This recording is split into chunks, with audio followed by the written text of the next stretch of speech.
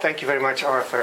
It's a great honor for me to be here and to speak to you all about a very, I would call, modest research. It's not yet completed. There are some interesting findings, but until I have it ready for a paper, there needs to be a little bit more work. But anyway, I wanted to, because I have these results and because the theme of this seminar was so appropriate, I thought I could catch the opportunity to present some of it. Next one, please. To start off, I want to show you a cartoon that has been a rather successful creation of someone that I don't even know. But she was making a drawing to accompany an article that I wrote in a journal for Dutch history teachers. And she had understood so well what I meant in this article that I thought, okay, let's just show this. It shows the absurdity of what the absurdity of a national perspective can be. The article was entitled "The Romans Thought We Were Wild Barbarians," which is a quote from a presenter of a popular history series on television. And this particular episode was about Roman Netherlands. And he said, okay, the Romans thought we were wild barbarians. Now, it happened to be this way, that in the Netherlands, the Roman border was halfway through the country. And as you see here, you can see the ones north of the country, of the border are we, and the ones south of the border are they.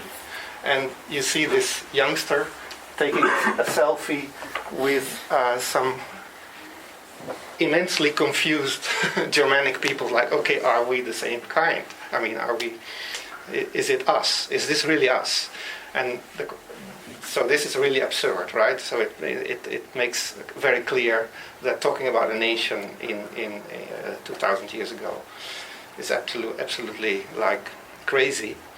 And another matter is, why are we the Germanics and why are we not the Romans? I cannot answer that question, but anyway, this is the picture, and this just to make you get acquainted to the theme that will be the second part of my presentation. Now, the presentation is about two studies. The first one is actually a very simple one, and it is about the question, what do students know about Dutch history at the end of secondary education? It's a quantitative survey among 293 participants, and I will talk more about that later. The second one is a mixed method study with 31 participants, and it's about the question, which perspectives do students choose when writing and talking about Dutch history? And especially the writing and talking are two different things, as I will show in a few minutes. The question here is actually, do they talk about things in the we manner or in the they manner? And that's why I also showed that picture just in the previous slide. The reasons for doing these studies are two. One is the frequent assumptions in the media about what is being taught in schools, what's relatively well known and what's relatively not known. And a thing that you might read quite often in Dutch papers or opinion articles is things like, the slavery past and colonialism are black pages in our history, which we tend to cover up, and they need more attention. This is what people say. The question is it really true? So this is one of the things that I wanted to find out with this survey. The other reason is the findings and assertions in the international literature that the we perspective is chosen in cases of national pride, and it is avoided in cases of national shame. This is also a question that I wanted to explore, whether this is really true or whether this is just an assumption that we make. And perhaps in the Dutch case it might be different from the cases of other countries, but we can talk about that. The method of study one was not to choose the option of essay writing. I think my colleagues from Canada did choose that one, so it will present you with some different approaches. My reason for not to choose the essay writing tool is, in my view, it is a very, very difficult assignment. I mean, if you get like 45 minutes to write the narrative of your country, what on earth are you going to do? I mean, I'm always happy that I'm not the one that has to answer that question in 45 minutes. And I think that many students probably just write things down as they come up to their minds, which might not necessarily represent the things that they really know. Perhaps they know more or other things if you prompt them in a certain way. So I just wanted to try to choose a different approach to this question. We also did not choose to do interviews. In the second study we did do interviews, but not in this one. The influence of the interviewer might be rather directive, although actually the influence of what I did is also directive, but perhaps not in as much in that way. Next one, please. In study one, we formulated 50 sentences about historical events, phenomena, and persons, and we took the sentences from what is in Holland the national canon. It exists. I am not very happy with the existence of this national canon, but in this case it was easy that it existed because I could use it. But I'm not in favor of it anyway. The sentences are not there in the canon. They are formulated by me myself, like the 3 examples that you see on the screen. Erasmus was an important humanist scholar who criticized the medieval version of Christianity. That's all. That's the prompt. And if you want to see the complete list of sentences that was used, I have it here on paper. These are just 3 examples. Next. And then we asked the students to rate their own knowledge of these 50 things. Just reading the sentence, what does it mean to you? Does it mean totally nothing to you? Then you rate yourself with 1. It means nothing to me. I have never heard about it. And 10 means I know quite a lot about this. I could easily tell an explanation. And I also specified the meanings of the numbers in between, but rating performances with 1 to 10 is a very common thing in the Netherlands because it's done in the schools. So students very well know what 10 or 1 means. And so that's why we use that thing. The other thing was to answer the question. I remember having been taught 1 or more lessons about this, and they just answered yes or no. Whether this is reliable or not, I will just talk about in a minute, because we tested that on a number of ways. The questionnaire was administered to 293 students of teacher training universities who just started their first year.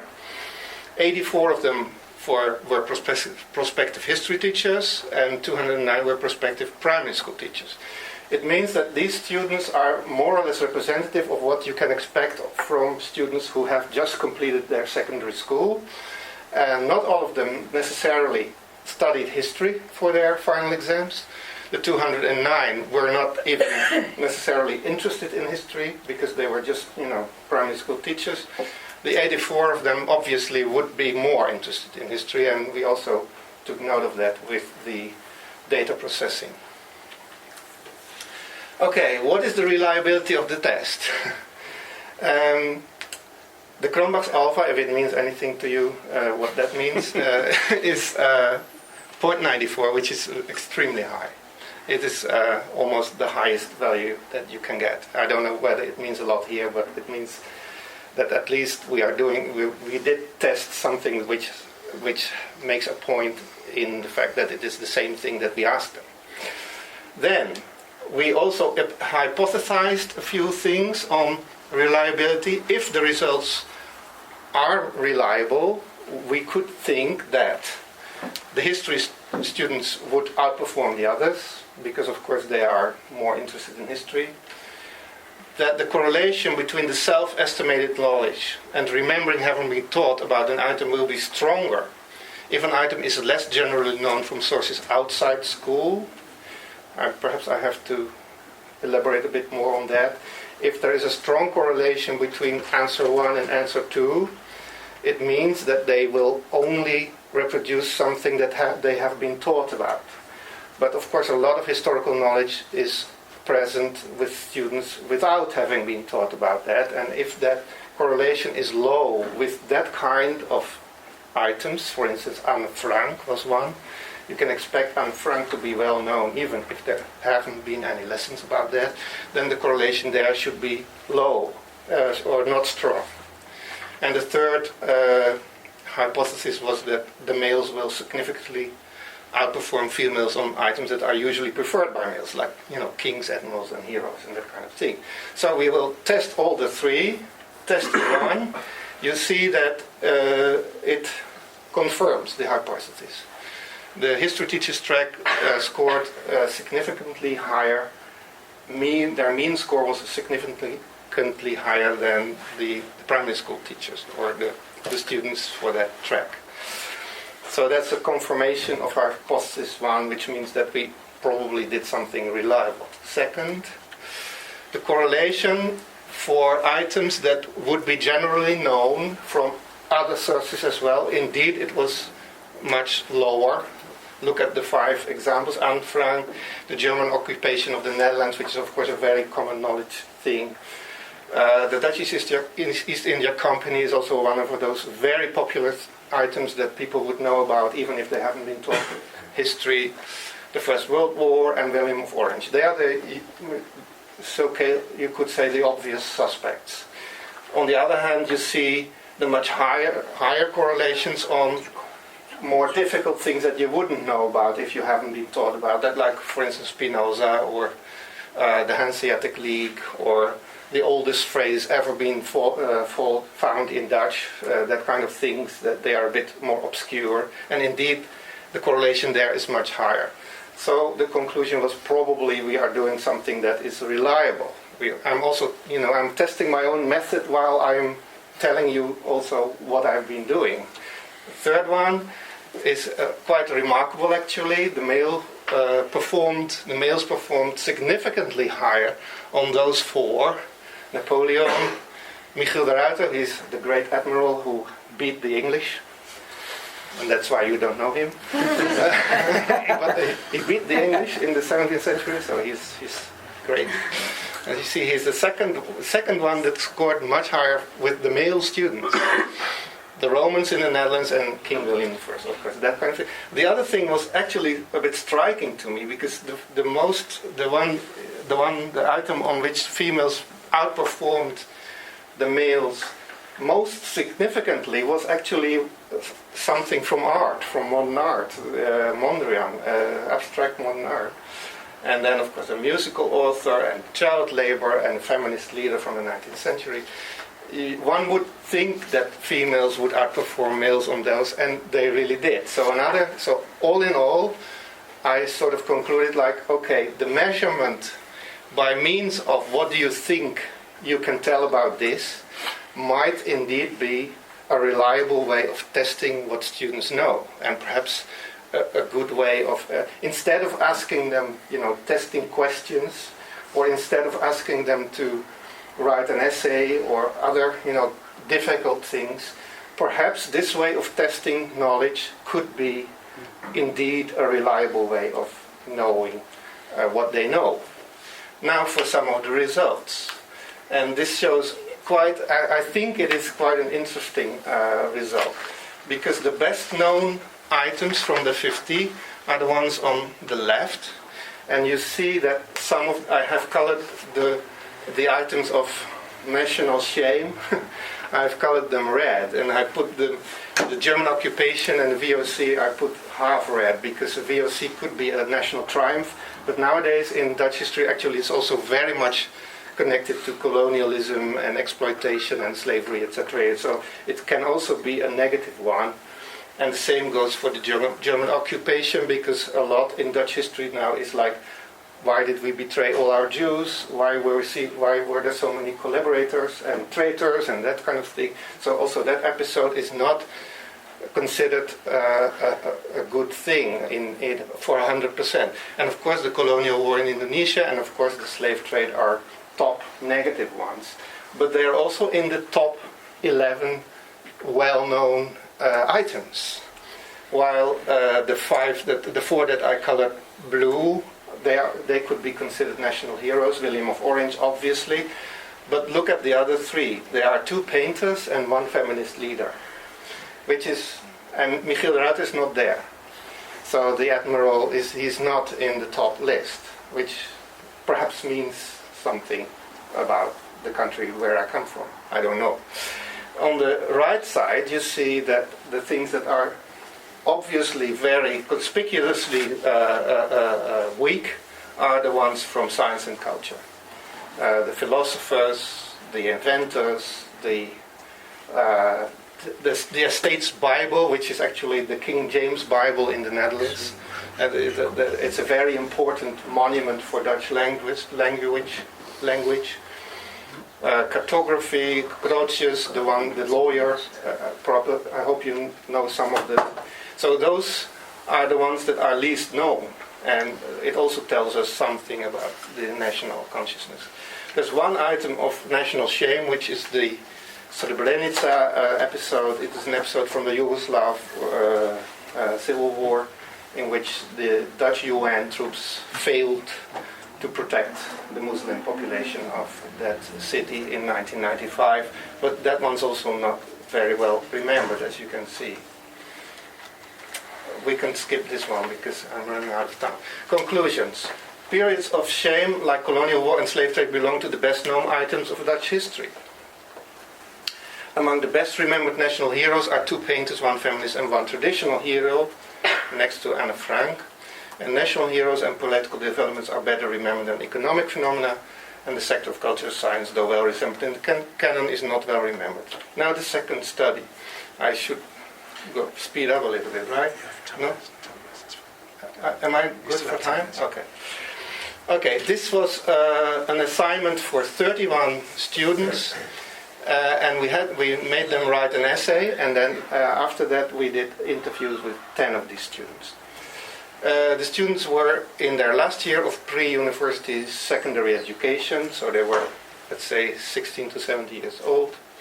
Some of them taking history, some of them not taking history for their final exam, so it was a mixed group.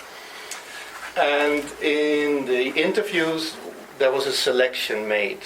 5 male, 5 female, 3 taking history, 3. And anyway, so that was randomly selected from the subgroups.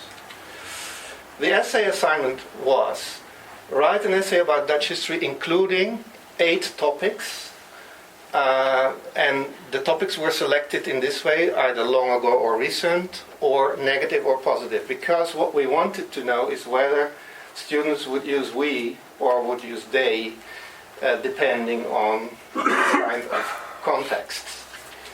And, well, that's what you see at the bottom. So I hope the list is more or less clear, and I don't have to read all the items, so that you can see, like, okay, this is the selection that they had to write about. Next.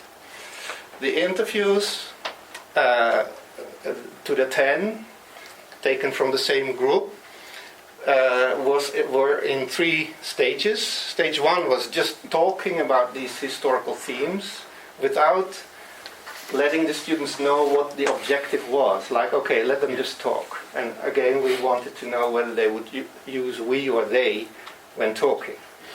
And then after that, it would be revealed to them what the thing was all about. So in the second stage, we would confront them with what they had written in their essays and whether they had used the we or they. And we also asked them, did you choose for those perspectives deliberately or not? Were you conscious of choosing we or they or not? And what do you think about that with hindsight? Now, looking at your own essay, do you think that was the correct thing to do? And the third one was asking their opinion about whether we should use the we perspective anyway, at all, in history. And so the talk was more generalized. Well, I've written at the bottom what we wanted to find out, but you already thought that we would want to find that out. Okay, next one. In 6 out of 31 essays, the we perspective was used, which is spectacularly little. If I compare this to the literature that I've been reading on this, from the US, from the UK, from anywhere, the we perspective is used a lot more. So this raises a question, why? Why did they use so little we perspectives? Only 6 out of 31 essays. In 5 cases, only in 1 sentence, and in 1 case it was in 4 sentences, but that was because this student was 4 times talking about our country. and we counted that as a we perspective. But actually our country is not something like we did this or we did that. But anyway, it's still not very strong. In the 5 other cases, 2 were also about our country, and all the 3 ones that were a bit different, I have specified them because that's all we could find in those 31 essays. Our special position during the Golden Age is 1 sentence. We didn't have an army that was up to the Germans. That was about the Second World War. And we were governed by a Spanish king. Actually, only these last 2 were actually the real we perspective that you very often find in, if I can trust the articles on that, in the US and in the UK, probably that you would find that a lot more often. We conclude that the we perspective is used extremely little and not connected with any national pride or shame. This is a survey of what happened during the interviews. And during the interviews, a lot of topics were discussed. In the first stage, only the history, of course, was discussed, and then we sort of wanted to catch the students on what they were saying. And you can see these are the students' names and how many times they use they and where they use we. And now there is one thing which is interesting and also very obvious. They use we conspicuously more frequent in one context, which is the slave trade. Mm-hmm. So the slave trade is really something that they talk about in we, and the other ones hardly at all. And the second one, which was a bit obvious, is the German attack on the Netherlands during the Second World War, which is one of those like, okay, we didn't have an army that was up to the Germans or that kind of things. But the other thing that we saw is that the students that did not use we in their writing did use it in their talking. So there is a difference between talking and writing. Part 2 of the interviews. 6 students of the 10 said they had deliberately chosen a perspective. 2 of these had used the we perspective and thought with hindsight that this was strange. They thought they wouldn't do such a thing. So like this quote, "I cannot imagine that I wrote our country because I never do things like that." And if you take that kind of attitude, it means that the student is actually aware of this is something that should not be done. But it just, apparently it happened to her because it was a female. Part 3. 1 out of the 10 students said she was conscious of her perspective choice when speaking during the first part of the interview. The others were not conscious of their choices during speaking. So during speaking they are less conscious of taking perspective than during writing. And the one that was conscious about that said this, like, yes, we were not prepared because yes, we wanted, well, I'm talking about we, but of course that was not. The Netherlands wanted to stay neutral, so she corrected herself while talking about that. And at that stage of the interview, nothing was said yet about the objective of the research. So she could not have corrected herself because she knew that we were after, discovering her perspective. So she was doing that spontaneously. 4th part of the interviews. What, according to the students, influenced their perspective choice for we in the essay writing? So we asked them, like, why do you think you used we? And they hypothesized for themselves that it would be feelings of attachment to what happened. That's what they said. Or the time distance. They thought perhaps more recent events would evoke the we perspective more easily. Or positive events. That's what they said. And after this last one, we confronted them, but what about the slavery? Why do you use the we there? Because it's not positive. And it's also not very recent. So why? And most of the students did not have a good explanation for that phenomenon. They just didn't know. And only 1 of the 10 said, perhaps because you feel partly responsible, unconsciously, like, it's our country after all, that you're carrying with you what your ancestors have done. This is the only one that said something like that. Next. What were the principal views of students about using the we perspective? 8 out of 10 very straightforwardly said that we perspective should not be used. They said that's the choice. And one student thought it was allowed. Only 1 out of 10 who said because one's history is something with which to distinguish oneself. Okay, that could be a more traditional view. And the other one said the we can be useful to accentuate that something from history also counts for you, like me too, so to say. And that's more like this, this responsibility thing. Okay, this is my last slide. These are my overall conclusions. Issues of national shame are prominent in the Dutch national narrative. That's something that we might safely say, I think, from this inquiry. The slavery past and colonial wars are not the forgotten black pages in Dutch history, and this is something that I want to publish to teach all these journalists and all these policymakers and all these people saying, okay, we should have more attention for this, because apparently we know it. we know it all. We are very conscious of that. National heroes are partly not the traditional ones. They are people like Anne Frank, Aletta Jacobs, and Rembrandt, and they're not like the admirals or kings. The we perspective is used rarely in writing, much more so in talking about history. And the we perspective might be something that befalls people. In which case, and this is a conclusion that I add to that, in which case it would be an issue of deliberate education to learn to avoid it. And this is actually a point that I would like to make, because I think we really should do that. We should teach students to avoid it, but perhaps it's not that much necessary in the Netherlands, but maybe in some other countries. Last one, discussion. All of this is rather different from the case of Spain or Argentina as studied by Carretero, because he has very much the we thing for, or the case of the US or UK, and perhaps many more, and perhaps the ones that you will present, I don't know. Barton and Lepstick say in their book Teaching History for the Common Good, they say taking the identification stance is arguably one of the most common historical activities.